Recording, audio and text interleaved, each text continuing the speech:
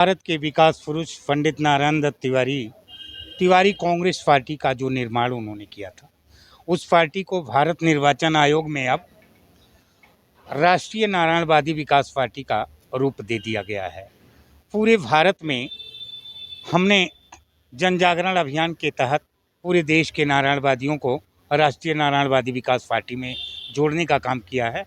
अभी कल से 28 तक चलेगा पंडोखर धाम, पंडोखर सरकार, पंडोखर महोत्सव। जो हमारे पार्टी के राष्ट्रीय मार्गदर्शक मंडल के मुखिया हैं, विश्व के महान नारायणवादी हैं, पंडोखर सरकार परम पूज्य गुरुशरण जी महाराज की कृपा से हमने केंद्रीय पार्लियामेंट्री बोर्ड की बैठक बुलाई थी। उस बैठक में हमने प्रस्ताव पास किया कि पश्चिम बंगाल के मुख्यमंत्री को गिरफ्तार किया जाए, उनको बर्खास्त ही नहीं किया जाए, क्योंकि बर्खास्त अगर हम करते हैं तो ठीक है, लेकिन उस मुख्यमंत्री ने जो अन्याय, अत्याचार, अपराध, बलात्कार, आतंकवाद नारायणवादी भाइयों और बहनों के साथ किया है, उसको इस देश ने देखा है। और देश में इस समय विश्व के महान नारायणवादी, भारत के लोकप्रिय माननीय प्रधानमंत्री आदरणीय श्री नरेंद्र मोदी जी के कुशल नेतृत्व में इस समय जो सरकार है, उस सरकार को बिना देरी किए हुए उस मुख्यमंत्री को बर्खास्त करके, जो पाकिस्तान जैसे हालात हमारे देश में नारायणवादियों के साथ की है, जो बांग्लादेश जैसे देश में नारायणवादियों के साथ हुआ, वही हमारे पश्चिम बंगाल में आज कश्मीर जैसे हालात अगर शांत हो सकते हैं, तो पश्चिम बंगाल में जो हालात है, उस हालात को केवल केंद्र सरकार ही बदल सकती है। देश के करोड़ों करोड़ों नारायणवादी भाइयों और बहनों की तरफ से मैं राष्ट्रीय नारायणवादी विकास पार्टी के लोगों की तरफ से मैं अपील करना चाहता हूं, अपने सम्मानित जो हमारे इलेक्ट्रॉनिक सोशल मीडिया सभी पत्रकार बंधुओं की तरफ से भी, जिनको ये पीड़ा पहुंची है इस भारत के अंदर, मुगल कालीन अंग्रेजों के हुकूमत में जो नहीं हुआ, वो पश्चिम बंगाल के मुख्यमंत्री ममता बनर्जी के कुशल नेतृत्व में सरकार जो चल रही है, हमारे नारायणवादियों की जो बदतर हालात है, इसके लिए यही होगा कि देश की एकता अखंडता को मजबूत बनाए रखने के लिए हमें तत्काल उस सरकार को बर्खास्त कर देना चाहिए। राष्ट्र हित में, जनहित में, नारायणवाद के लिए इस देश में सनातन को कोई खतरा अगर है इस देश के अंदर सबसे ज्यादा, तो ममता बनर्जी से है, विपक्ष से है, और उनके नेता श्री राहुल गांधी, जो राहुल गांधी भारत के ही नहीं है, जिस भारत में राहुल गांधी के हिंदू होने पर शक है, जिनके माँ बाप ने हमेशा वक्फ बोर्ड की क्या जरूरत थी इस देश के अंदर, जब हिंदू मुसलमान का बंटवारा हो गया तो पाकिस्तान में वक्फ संपत्तियां होनी चाहिए, हिंदुस्तान में कैसी? ये देश के साथ गद्दारी थी। इस देश ने आज़ादी का जश्न और माहौल अगर देखा तो विश्व के महान नारायणवादी, भारत के लोकप्रिय माननीय प्रधानमंत्री आदरणीय श्री नरेंद्र मोदी जी के कुशल नेतृत्व में, जिन्होंने धारा 370 हटाया, इसके लिए उनको धन्यवाद।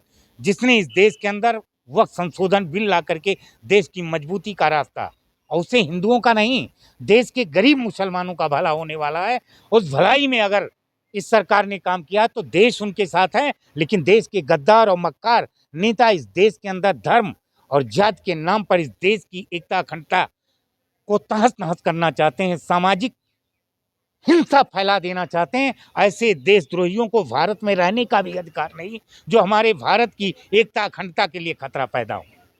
अच्छा, ओवैसी जी धरना कर रहे हैं वोट फोड़ लेके। ओवैसी इस देश का एक नाजायज औलाद, मैं कहता हूं आप खुलेआम इसको चलाइएगा। ओवैसी जैसे गद्दार तो हमारे देश में जो हमारे नारायणवादी भाई और बहनें, उनको विचलित करने वाले एक ओवैसी नहीं, हजारों ओवैसी हिंदू समाज में घूम रहे हैं, जो हमारे देश में नारायणवादी शक्तियों को, मठों, मंदिरों, कथावाचकों, जो गणेश पूजा है, दुर्गा पूजा है, रामलीला है, लक्ष्मी पूजा है, उन समितियों जो नारायणवाद को हमारे आने वाली पीढ़ियों को संस्कार दे रहे हैं। बताइए, अगर नारायणवाद से आपका घर नहीं चलेगा तो आपका बेटा आपको बाप कैसे मानेगा? वो रावण युग लाना चाहते, वो कंस युग लाना चाहते हैं, उस देश को रसातल में ले जाना चाहते हैं। इसलिए मैं धन्यवाद देता हूँ विश्व के महान नारायणवादी, भारत के लोकप्रिय माननीय प्रधानमंत्री आदरणीय श्री नरेंद्र मोदी जी को, जिनके कुशल नेतृत्व में आज नारायणवाद पूरे विश्व में मजबूत हो रहा है। लेकिन इस देश में सत्ता के लोभी जो सरकार बनाना चाहते हैं, जो सांसद और विधायक और एमपी बना करके अपने देश के खजाने को लूटना चाहते हैं, ऐसे देशद्रोही 2047 तक इस देश के अंदर श्री नरेंद्र मोदी जी को चुनौती नहीं दे सकते, योगी जी को चुनौती नहीं दे सकते, नारायणवादी शक्तियों को चुनौती नहीं दे सकते। हमारे देश में तमाम नारायणवादी लोग राष्ट्रभक्त के रूप में जाने जाते हैं। इस देश को खतरा ओवैसी से नहीं, हिंदुत्व में जो हमारे विपक्षी दल में हैं, जो ओवैसी की राहों पे चल रहे हैं, उनसे खतरा। वक्त संशोधन बिल का जो विरोध करे वो देशद्रोही है। गरीब मुसलमानों को उनका अधिकारों की रक्षा के लिए संसद ने कानून बनाया, उस कानून का विरोध देश के मठाधीश कर रहे हैं, जो विरासत पे सियासत कर रहे हैं, जिनका अपना कुछ भी नहीं है, कुल जात के नाम पे वो दुश्मन है, देश के अंदर नारायणवाद के नाम पे दुश्मन है। पाकिस्तान को विरोध करना चाहिए, बांग्लादेश को विरोध करना चाहिए, लेकिन देश में गद्दार आज पाकिस्तान और बांग्लादेश की भाषा बोल रहे हैं। ये शर्म की बात है। इस देश को बदनाम किया जा रहा है, जो विश्व पटल पर नारायणवादी देश था, है, रहेगा। नारायणवाद को कोई हरा नहीं सकता है, क्योंकि हमारे आराध्य भगवान राम हैं। इस देश ने भगवान कृष्ण के इतिहास को देखा है।